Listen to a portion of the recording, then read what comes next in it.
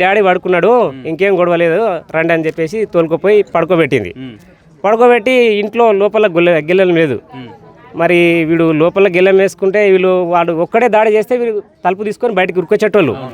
కానీ నా అనుమానం ఏంటంటే బయట గెడేసిర్రు, లోపల దాడి జరిగిందనే అనుమానం ఉంది. వీడు ఒక్కడైతే చేయలేదు, వీని వెనకాల ఉన్నారు. వాళ్ళు ఎవరెవరు అనేది కూడా విచారణలో తేలాలే.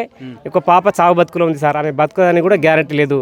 ఆ ఫోటోలు, ఆ దాడి జరిగిన ఫోటోలు చూస్తే వీడు కోపం ఉంటే భార్యను చంపేటోడు కానీ చిన్నపిల్లలను చంపేటోడు అయితే కాడు.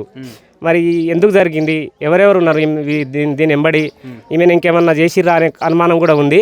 కాకపోతే ఇవన్నీ విచారణలో చేసి వాళ్ళను సరే సార్ మనకి ఇప్పుడు ఉన్న చట్టంలో ఉరిశిక్ష అయితే లేదు, వాని జీవిత కారాగార శిక్ష చేయాలి వాళ్ళని, లేదా ఎన్కౌంటర్ అన్న చేయాలి. అదే పని చేయాలి సార్. ఇలాంటి మా తండ అంటే పులివోనిపల్లి తండ అంటే ఆమన్గల్ వాళ్ళకే తెలియదు. అలాంటి ఊరు పేరు ఈరోజు 2 రాష్ట్రాల్లో మారుమోగిపోయింది.